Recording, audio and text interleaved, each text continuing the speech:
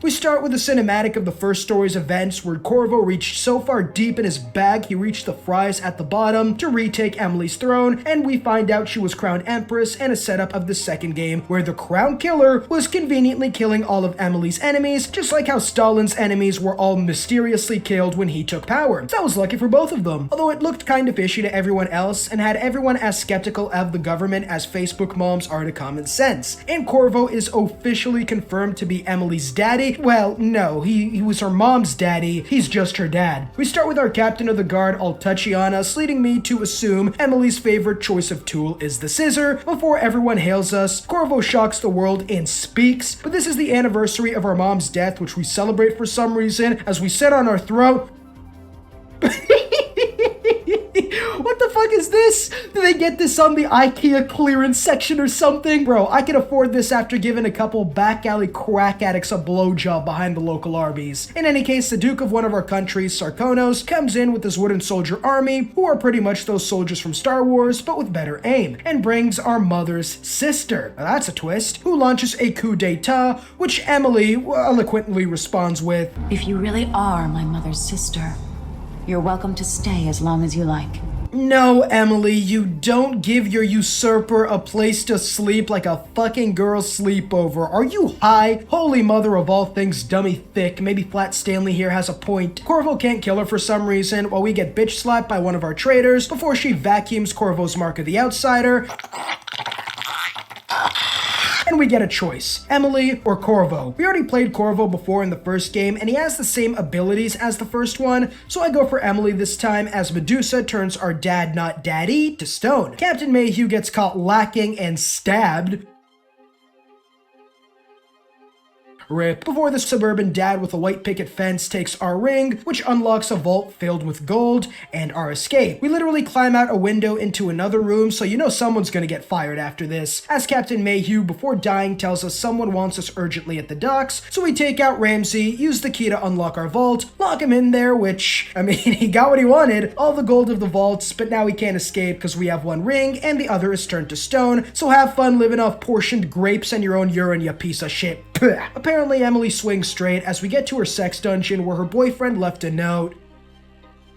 We take our Glock and spyglass, which I used once in the entire game, which was during a cutscene, and now we're on our way. Hey, fan service! We run through the rooftops, kill a couple traitors, get this murder case. Yikes. Now I know why everyone hated the government. And these kill animations make me feel like I'm in a fucking goddamn Mortal Kombat game. But we eventually get to the boat where we meet Megan Foster, who's missing an arm, and she might have the Sharingan, bro, who knows. But apparently she was in the DLCs, which I haven't played, so I guess let me know down below if you want me to cover all the DLCs of both games in a future video, but she tells me she came here to warn the Royal Protector about Delilah, which thank God she came and warned us on time. I mean, if it wasn't for her, we could have been cooed and lost our throne, and our dad potentially turned to stone. But it's a great thing you warned us, knockoff Obra, after going vegan. And also Sokolov was kidnapped after the Duke told him he had some of Piero's solution in the back of his white van, which honestly, I don't blame him. But after reading me a bedtime story, we wake up in, not again. I didn't know what to expect from the updated graphics on what the outsider was gonna look like, but I wasn't expecting this goth band lead singer to pop up on my screen like his collar. Fucking Elvis Presley if he turned emo looking ass. I didn't like the depressed cut vertically for results new vibe this Black Arts cult outsider was giving, but he gives me magic so I can live with that. Also, there's a dead whale in the background, more misplaced than the dinosaurs in the Attack on Titan intro, and like Attack on Titan, I have no idea what the fuck the whale was doing here in the first place. I take the magic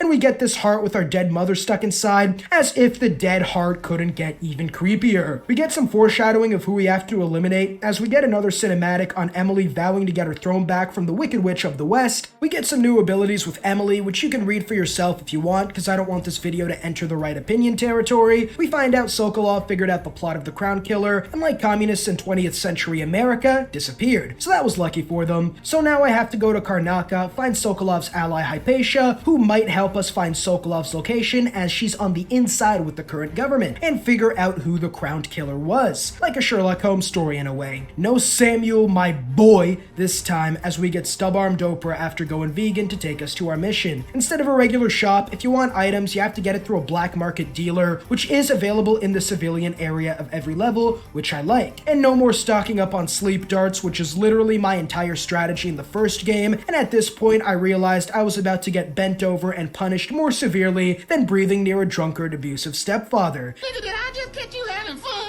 Instead of whale oil tanks powering walls of light, it's now windmills, which, in all honesty, it's a lot easier to deal with, so no need to find alternate paths for the most part. Although you can do that if you want, as like the first game, there is a goddamn Minotaur-style labyrinth that will require multiple generations of researchers to fully explore and understand. The level design is, in my opinion, a lot better than Dishonored 1. It's more open and large, which is fun to explore, but I do think it's more of a trap than Skyrim dungeons have, because the content isn't that much more, and there really is no granny rag slackjaw showdown to carry the side missions. Also, my hook from the first game is now a tentacle, so it's nice to discover that they discovered hentai in this universe as well. I get to Adamir Station, which will take me to my location, which probably isn't the best way to travel because showing up on a personal train track powered seat isn't exactly inconspicuous. Might as well walk up to the front door and knock at that point. And I thought I had a free ride to the train. Nope, I didn't. But I was so deep in my bag this fight, I ended up killing everyone. I mean, there goes my low chaos run. Oops. No one was watching who was coming in and out of the research station, so someone definitely got fired after this and isn't going to be able to pay rent this month. But this is now hostile territory all around, so I have no safe zones I can escape to. After this woman gets knocked out for not wanting her children to die and wants to see Dr. Hypatia to heal them, which is exactly what a fascist regime wouldn't do, I get to explore this bugs. These blood flies suck so much of your health bar you'd think they were co-workers with Riley Reid. I meet Dr. Hypatia, who doesn't seem right. Yeah, her brain activity is near zero right now. She's most definitely a permanent rider on the short bus. She might be missing multiple brain cells. Her head is, well, not above human capacity for thought. Or she has Alzheimer's too, that could be it. But she tells us Sokolov was taken to Kieran Kaddish, the inventor who made the wooden soldiers. And yeah, this is probably one of my favorite moments in the entire game because you have to figure out everything yourself. Hypatia is too few in the chromosome department to actually help you out, so you end up exploring the room, finding evidence, which doesn't tell you a lot, but once you collect all the evidence, activate all your brain cells, I needed all 3 of mine at full capacity to get this one, you realize who the crown killer really is. Eureka!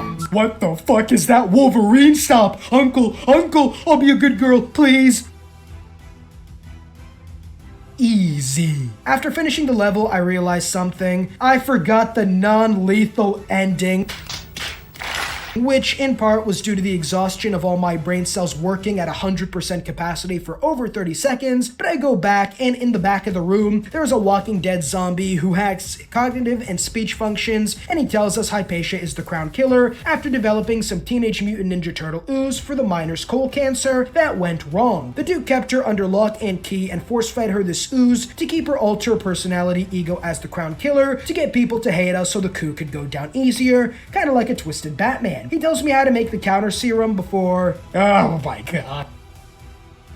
And after slithering to distract Hypatia as I sat there and shit and ejaculated in my pants, I make like a nut and bolt out of there so fast, the Olympic Committee changed my first name to Usain and gave me a gold medal. I make the solution, spit in it cause Hypatia was mean, get Amaranth to fart in it for good measure, before sneaking up and sticking it in her with the pointy end. We tell the former serial killer to come to our boat, which probably isn't the smartest idea, you know, you might as well invite Ted Bundy at this point. Let me drive the boat. We take out the lighthouse before Dollar Store Samuel picks us up as we finish our first mission. We get the Jindosh lore, who's Karnaka's Sokolov pretty much, as we prepare to rescue my boy. It's Sokolov, not Samuel. We get to see Ted Bundy, who I still don't trust.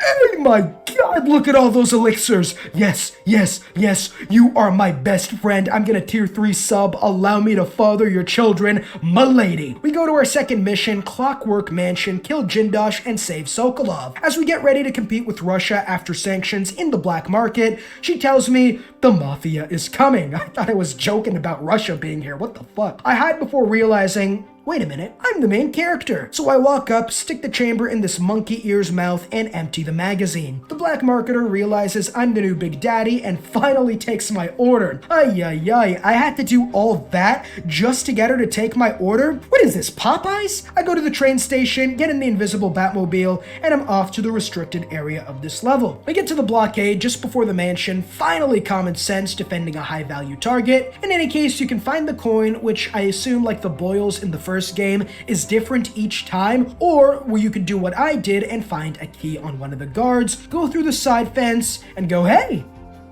I could cross that. I face no resistance when I get to the mansion, and I knew Things wrong, I can feel it. after pulling a lever, we changed the levels. Oh my god. As Jindosh was waiting for me and said, catch me if you can, bitch. I'ma dissect your brain for science before using your corpse whichever way I like without your consent, like a fucking necromancer.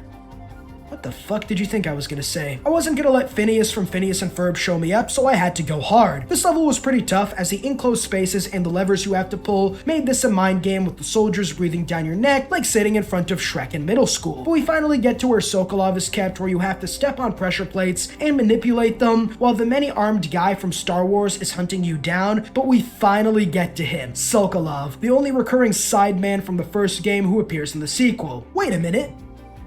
I wasn't expecting Fire Prince Zuko to grace us with his presence. I juke the fuck out of Edward Scissorhands by putting Sokolov on a pressure plate, distract the robot, teleport back to Sokolov, and escape the menace who do great in a gangbang. After this, we go to the laboratory Phineas and Ferb is hiding in, and unlike heroes in most stories, I take out the villain during his monologue. I have to fry Habsburg Jawman's brain for the non-lethal ending, but 2 robo-drones are patrolling the vicinity, and I need to find the perfect pattern to give enough power to the brain sauteer, which is a lot harder than you would think, but I was able to use Google and find it as I burned this guy's brain so hard. Hypatia on drugs, Patrick Star, and me got some competition for the biggest dumbass in existence. Finally, we get Sokolov, take the portable Batmobile back to the civilian area, and thus back to our resident pirate. We get another outsider scene, and I was expecting the lead singer of Nirvana to come out, and hey there, Delilah, what's it like in New York City? Apparently Delilah died and came back and now has the outsider's power. We get her backstory, the whole Delilah lore, where my granddad couldn't keep his dick in his pants and boned the housemaid who popped out Delilah in New York City, which explains why Jessamine, the younger sister, was crowned empress. Also, our mom was apparently a snake who broke a rare item, blamed her sister, and had her and her mother kicked out. Which, yeah, I'm not gonna lie, I'm with Delilah on this honestly, as this all led to her mother being broke, dying from not having enough swag, leading her down the path of revenge. But I mean, what the fuck was granddad smoking? What was in that hookah he had? You're gonna kick out your kid and her baby mama for breaking a vase? That level of brain activity makes me think that he was related to the Habsburgs. In any case, next mission we have to take out the Wicked Witch of the East and sever Delilah's connection to the Void. I get to this mess where this woman is being captured, so I white knight my way in and headbutt. Oh, they were acting. And then they kill me. Whoops. I upgrade the best ability in the game, Domino. What does it do? Watch this. I'll link you, you both die. Yup, and I can level it up to where I can link 4 people at once. In any case, this level wasn't really good. It was pretty easy to get to the restricted area of Brianna, our goal, and this is where we meet the witches. They're pretty much Dodd's assassins from the first game, as I teleport and launch so many missiles I had to change my middle name to Ukraine. So I eliminate all of them before getting to this contraption. I go to Brianna's room while she's searching and finding out all her friends and lesbian lovers are dead. As I get to the I'm not joking, by the way, these guys are all actually lesbian lovers. As I get the lenses to use the contraption before throwing a stun mine up her pussy, and after shocking her ass, I put her in the middle of this cult circle and suck the void out of her, leaving her depressed and probably hanging out of a window with a rope around her neck in a couple of weeks. As we get back to Megan, she tells us she worked with Delilah in New York City before, but she thought she was dead. Yes, our resident pirate from SpongeBob was, unfortunately, an op. Hypatia apparently felt well enough to leave, but gave us a sweet design that I'm definitely not going to use because I'm lazy and will forget. Sokolov tells us we can find the secret to Delilah in the next enemy Stilton's secret underground bunker, but it is protected by a lock made by Jindosh. Sokolov drives the boat this time and drops us off, and hey, there's Foster, who tells us of the ongoing conflict before the Overseers and the Howlers, 2 competing factions for the city. This is sort of meant to be the Slackjaw Granny Rags conflict, although not nearly as epic, but the goal of this mission is simple. Pick a side, capture the other side's leader, and bring the body back to the people you sided with. They're the ones who tell you how to do this lock thing where there's these two dudes we're talking about, and after I showed up, these two came very close to tripping and falling on a sharp sword to the heart. I decide to join the gang side because fuck the government and go take the Overseer's leader. I get to the door of the High Overseer and, oh. Well, it's a good thing I can hide up here where the 50 enemies can't see me. Oh. So I definitely didn't restart and make my way to the High Overseer's office, where I domino headbutt him and his friend before bringing the body back to the gang's headquarters, where I could feel my balls dragging across the floor as they all cheered me on. It was actually probably the weight of my ego. So I give the High Overseer to Paulo, who spills some alcohol on him, which kind of seems like a waste to me, but you do you, my guy, before giving me the combo to Stilton's bunker, the best mission in the game. The Dishonored 2 flooded district, the magnum opus, if you will. Is there something wrong going on in this place? I can feel it. My magic doesn't work. This is bad. This is very bad. The good news is there are no enemies until I get to Stilton, who, like the state of this mansion, is doing about as well as Peter Parker at the end of Infinity War. Apparently a part of himself never left the house on the evening it happened, which we'll find out soon enough. In order to do that, we get the best tool in the game, the magnum dong the game throws on the table. The Outsider gives us the timepiece, the most creative time travel tool ever realized in a video game. The way this works is that in the bunker, you can teleport to the past and now in the area you are in. So I can go back to the past to bypass dead ends and vice versa. Also, both enemies on each time are scattered throughout the map, meaning you need big brain in order to make full use of the timepiece, and my god is it fun. Being able to travel time and make decisions to avoid or kill or take out enemies, taking risks, or just going all out. I spent hours having fun with the timepiece like a 10-year-old kid with a new Xbox. So I eventually go to the courtyard, find the note with the passcode, enter the room, all without magic like a boss, before we find out why Delilah is unkillable and what she was doing in New York City. She was apparently reborn without a spirit, making her unkillable, and I've seen enough and prepare to leave with this newfound knowledge, and I wasn't scared. We get to the Outsider's backstory where his rebirth was similar to the Wicked Witch of the East, and he really doesn't like Delilah being a part of him in the void, so he really wants me to maybe kinda almost please potentially, if it wouldn't be too much trouble, kill her. Apparently Flat Stanley took out her soul and trapped it in the Duke of Sarkono's, and you still don't have a nickname for him's mansion. So just like my 8th grade French teacher, absolutely soulless. So this goal is simple. Get Delilah's spirit, trap it in the creepy heart, put it back into her, kill her. Simple, right? Anyways, as we go back to Sokolov and the ship, we can finally take out the main dog behind the usurper, El Chapo. We get a love and be safe note from our dick appointment. Aww. Before we get called up by Megan and Sokolov for the mission, kill Fidel Castro and suck out Delilah's soul. After getting a lecture on how my sheltered life distracted me from the corruption of the Duke and Karnaka, which honestly, fair point, Emily's been a shit empress all things considered, we get to working. More blood flies? Okay. Was it worth it to kill a man with a leech fetish for a ruin? I regret nothing, of course it was. I'd love to say this level was harder after I got to the restricted area, it wasn't. I literally jumped on a roof and swam to the Duke's headquarters, but this was hard. The entire palace was filled with enemies, civilians, heck, even a couple of wooden soldiers, but with all the entrances there are multiple ways to get in. I choose the front door. Listen, I understand field of view, but you're telling me she can't feel me breathing on her back? Is this bitch Helen Keller? I get into this room for a bone try.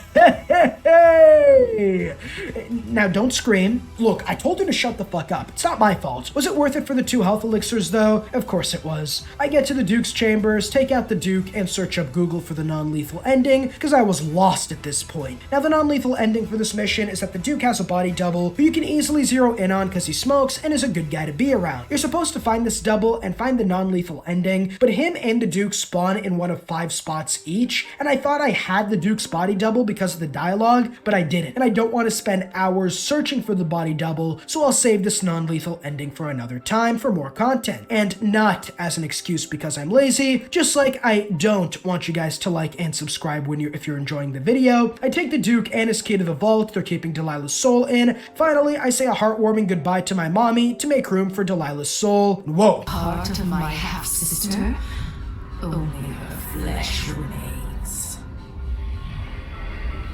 Maybe Delilah's spirit was holding it together. Someone woke up on the wrong side of bed tonight. Also, the heart now looks like a football from the early 1900s. I think I know why Delilah doesn't want her soul back, and it isn't for the immortality. We'll get ready to take the fight to Delilah directly and take out the queen, I guess, in one fell swoop. Let me at her. Sokolov's painting me gets that right this time, and we get one last heartwarming moment with Sokolov before Megan finally lets us hear her out and admits that she helped Dodd kill my mother. Now, she has changed since then, and killing the Empress like Dodd in the first game changed her. So I don't tell her to fuck off and shove it where the sun don't shine, but I still take the last boat ride myself. Also a Samuel reference. My boy got reference. I really like this level because it is kind of like the first one where I escaped Dunwall, except now it's covered in weeds as I make my way through the somber city. I meet a journalist who I was about to kill until I realized he was an ally, and I invited him to interview me after I take back my throne like a badass. Would be funny if he filmed that last fight like reporters film themselves in war zones. This is Tom Tucker reporting live from the Royal Palace where we got both empresses fighting to the death for the throne. I don't know whether to get to safety or start choking the chicken, but either way, I'm going to have a hard time. I try to get back the same way I escaped from all those hours ago, and there is a microphone outside of my old window, and To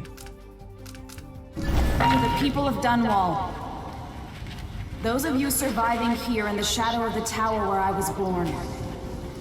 Under Delilah, you've endured much over the last weeks. But now your rightful Empress has returned. And I will expend my last breath, returning stability and peace to your lives. On this I swear.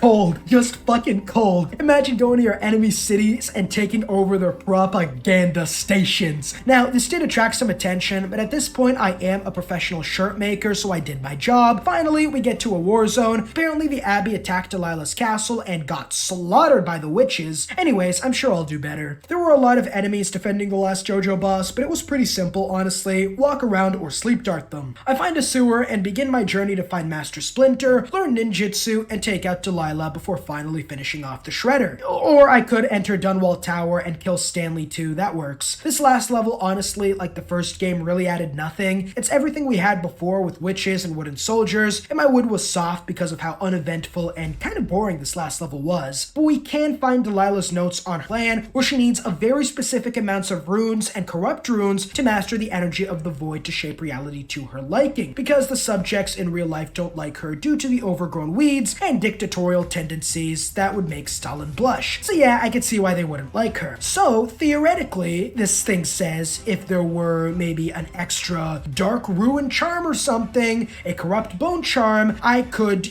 fuck up her dream and do a non-lethal ending. I then go downstairs to restore power, which apparently didn't take anyone's attention, as after I turn on the power, Delilah deliberately turned off. No one put their guard up, which I understand for the wooden soldiers, but the witches aren't that dumb, are they? Finally, I take the elevator up, sneak into the throne room where Delilah is planning her finishing touches, and I stick her spirit back inside of her. She activated her final plan, and we go in and fight in the painting, her preferred reality. We fight the final boss, and her shadow clone jutsu almost got me, but I was able to realize I needed to escape, place the corrupt bone charm, and her dream turns into a nightmare. Call me the Cuban Missile Crisis. I knock her out like deadbeats knock up their 8th baby mama, drag her ass out of the dream, and shoved her into a nightmare like the United States did to third world countries, which tricked her into falling for the dream world. Get baited, scrub. GGEs, get good, noob. And Corvo is saved. How the turntables. We get the good ending as Sokolov sails off into the sunset, Emily picks up the slacking she was doing, and Megan Foster does some internal retrospection like YouTubers pretend to do after getting canceled. Also, her real name is Billy Lurk, so yeah, Megan Foster was just a fake name.